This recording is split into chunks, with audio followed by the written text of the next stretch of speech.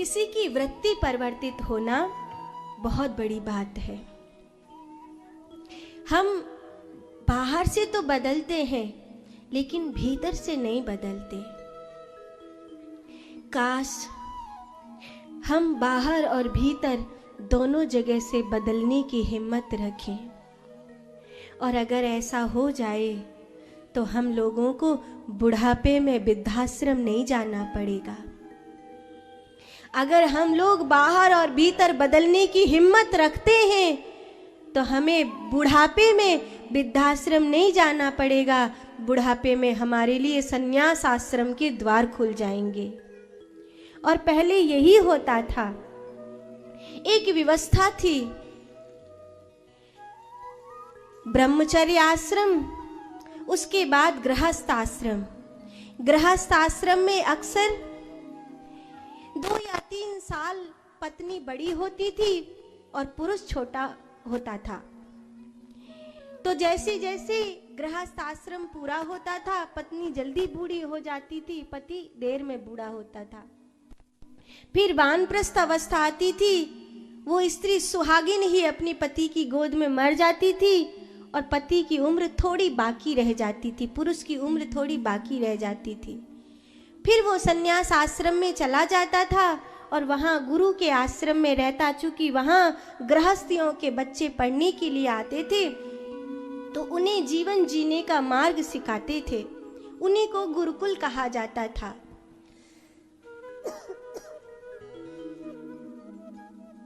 तो एक ढलती हुई अवस्था और एक आती हुई अवस्था, ये 2 मिलते थे, तब वहां पर नए जीवन का संचार होता था। भारत में ऐसे ही होता था, लेकिन फिर भारत में वृद्धाश्रम आ गया। पूरी जिंदगी संसार से चिपके रहे, हाय मेरे बालक जी, और वो अपने मैया बाप की सेवा करी नहीं।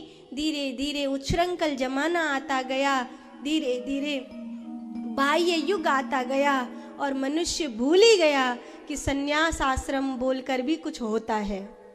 अब मनुष्य को केवल इतना ही पता है कि अगर बच्चे अच्छे हैं तो वानप्रस्थ आश्रम में मृत्यु हो जाएगी, और अगर बच्चे बुरे हैं तो वृद्धाश्रम देखना पड़ेगा। बस इतना ही मनुष्य को पता है। काश मनुष्य को ये भी पता होता कि हमारा ये जीवन सत्संग करते हुए बीता है, और सत्संग करते हुए जिसका जीवन बीता है उसे तो पता ही होगा कि हमारा ये जीवन संन्यास आश्रम के लिए है। एक बार किसी ने पूछा था, दुनिया में सबसे मीठा फल कौन सा होता है? दुनिया में सबसे मीठा फल कौन सा होता है?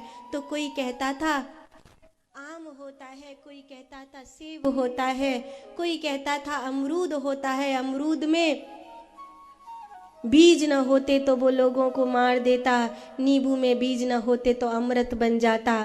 ऐसे लोग कहावत भी कहा करते हैं, ये फल मीठा, वो फल मीठा, वो फल मीठा। लेकिन उन्होंने कहा दुनिया में एक ही फल सबसे मीठा होता है, और वो होता है स्वयं की मेहनत का फल। मेहनत के फल से मीठा फल और दुनिया में कोई और नहीं होता है क्या? होता है क्या? मेहनत के फल से मीठा फल और कोई नहीं होता। कभी आपने चखा है मेहनत का फल?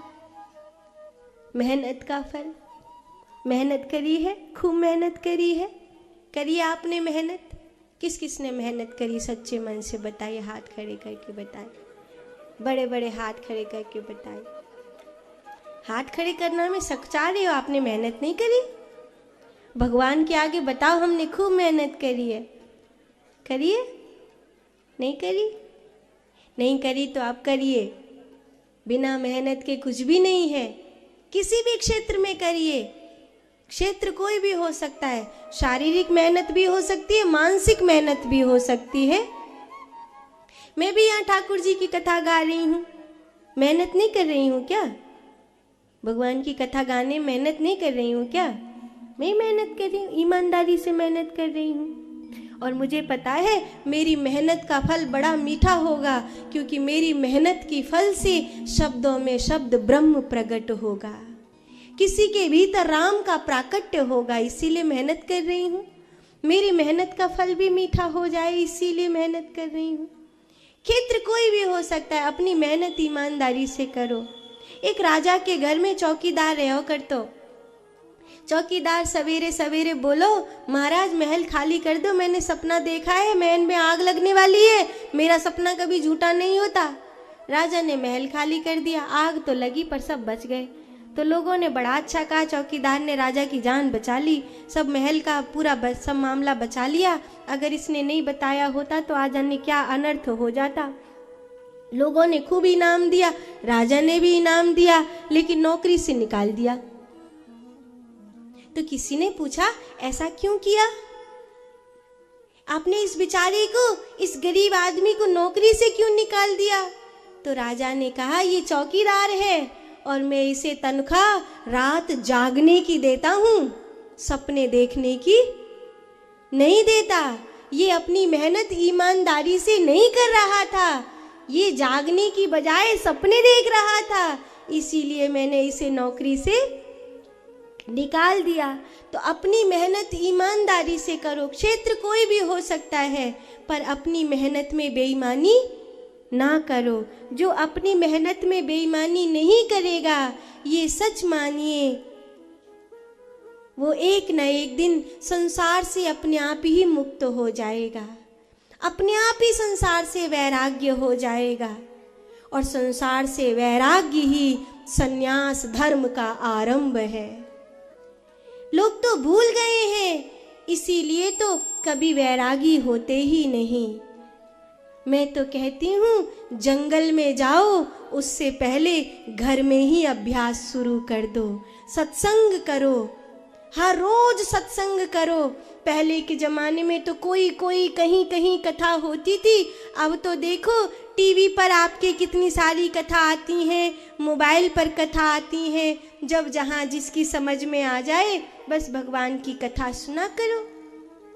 भगवान की कथा सुनोगे तो धीरे धीरे सठ सुधरहि सत्संगति पाई, पारस परस कुघात सुहाई। जैसे पारस मणि के छुभने से एक लोहा कंचन हो जाता है, ऐसे ही हम चाहे कितने भी बुरे हों, पर सत्संग करने से, संतों का संग पाने से हमारा जीवन भी सुधर जाता है।